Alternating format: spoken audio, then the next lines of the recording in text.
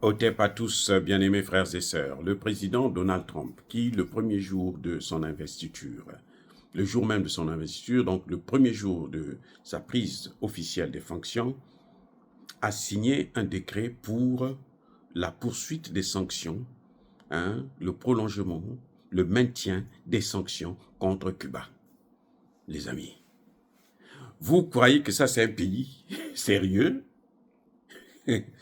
Cuba, ils ont broyé Cuba, ils ont écrasé Cuba, ils ont plié Cuba.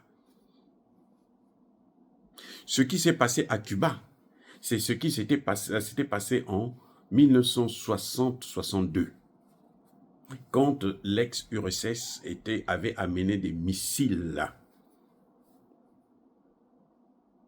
russes soviétiques à Cuba. C'est exactement la même situation que la Russie et l'Ukraine. Vous comprenez? Exactement. Il n'y a pas de différence du tout, du tout, du tout.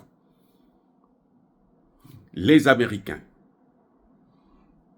le président Kennedy, pour des raisons de sécurité des États-Unis, était prêt à déclencher la guerre nucléaire contre la Russie, l'ex-URSS.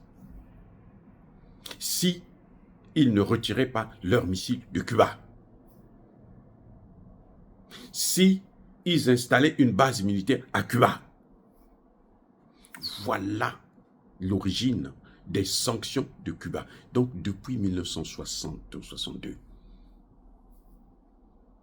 nous avons grandi, nous sommes nés après, nous avons grandi, nous travaillons, nous allons maintenant vers la fin de la fonction, dans quelques années, on va aller vers la retraite, et ce problème est toujours là. Vous voyez pas qu'il y a quelque chose qui ne va pas? Et maintenant, la Russie dit aux États-Unis, vous n'allez pas venir en Ukraine, parce que pour notre sécurité, vous allez nous détruire. C'est un danger. Vous allez nous détruire. Vous serez trop proche de nous pour que nous puissions accepter cela. Les Américains disent non, ce n'est pas votre problème. Les Ukrainiens c'est un pays libre. Les amis. Maintenant, dites-moi, ça c'est quoi? Vous croyez que ça c'est la justice?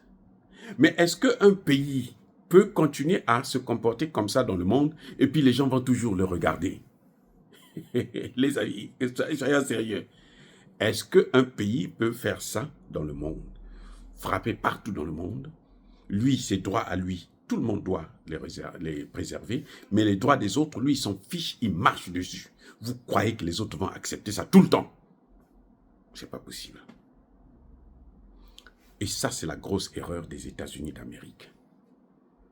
Ce pays que j'aime bien, parce que je vis là, j'ai mené une vie, je mène une vie meilleure que celle que j'ai menée en France. Oh, la France, oh là, la France, même gratuit, je n'accepte pas. Bref,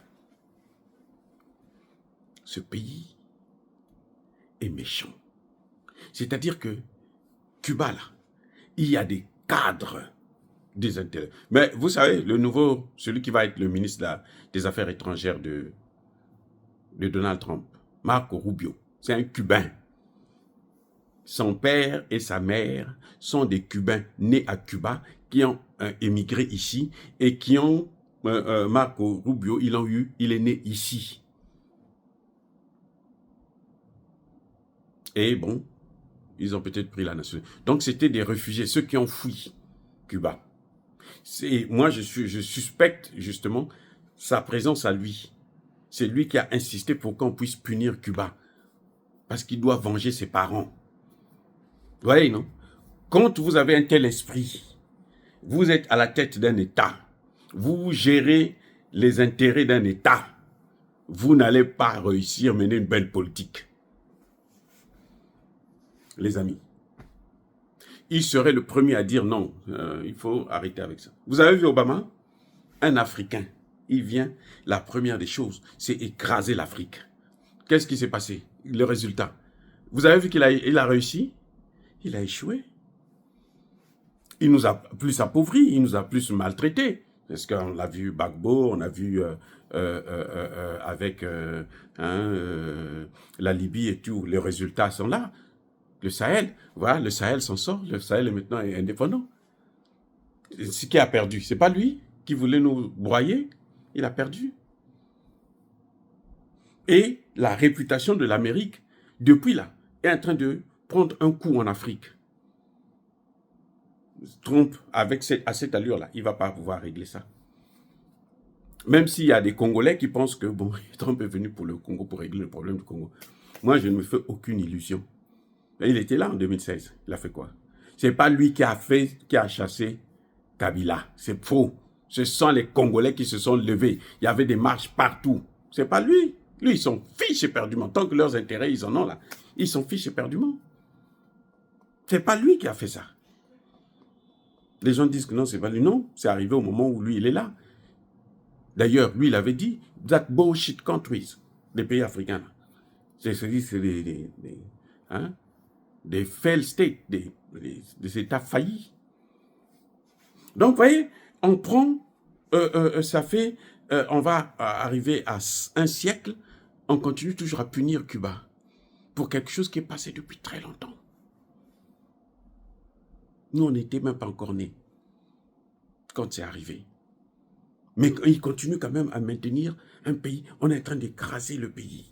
Cuba a parmi les meilleurs médecins du monde. Quand il y a eu l'épidémie de, comment on appelle ça, Ebola, c'est les médecins cubains qui sont allés aider les Africains. Les médecins américains fouillaient. Ils ont fouillé. C'est les médecins cubains qui sont venus, qui ont fait face à ça. Quand il y a eu le Covid en Italie, là, c'est les médecins cubains qui sont venus aider l'Italie. Parce qu'ils ne rigolent pas. Et puis, ils n'ont pas peur d'affronter. C'est leur métier. Alors où les Américains fouillent. Vous voyez? Donc, vous voyez, et ça, parce que quand Marco Rubio était sénateur, ça dit que sur Cuba, lui, il n'y avait pas de négociation possible. Il faut forcément frapper Cuba, parce que ses parents ont fui Cuba. Parce que ses parents, je ne sais pas s'ils avaient fait politique, ou bien il a eu des parents qui ont été aussi assassinés, ou quelque chose de ce genre, mais en tout cas, je ne sais pas si vous avez appris l'histoire de la baie des cochons, où les États-Unis ont envoyé des gens pour aller faire un coup d'État. Fidel Castro a fait un carnage de tout ce monde-là. Ils ne sont pas revenus. Ils disaient que c'était leur cimetière là-bas. Est-ce que les parents de Marco Rubio étaient dedans? Je ne sais pas. Mais en tout cas, toujours est-il qu'il est parmi les plus durs en ce qui concerne la levée des sanctions contre Cuba. Lui n'a jamais accepté qu'on puisse lever les sanctions contre Cuba. Est-ce qu'il pense qu'il sera demain président à Cuba, que les Américains vont l'amener là-bas pour le placer comme président? Ce n'est pas possible de toutes les façons. Donc, il va mourir avec cette haine. C'est inutile. Les amis, soyez bénis, abondamment bénis par le Dieu des Kémites et par nos ancêtres angélisés. Mais que tous ceux qui persécutent le continent africain, le pillent et le déstabilisent, qu'ils soient noirs, blancs, chinois, arabes, juifs, indiens ou qui qu'ils soient punis, maudits, foudroyés, neutralisés, écrasés, effacés par le Dieu des Kémites et par nos ancêtres angélisés. Vive l'Afrique éternelle, j'ai dit et j'assume.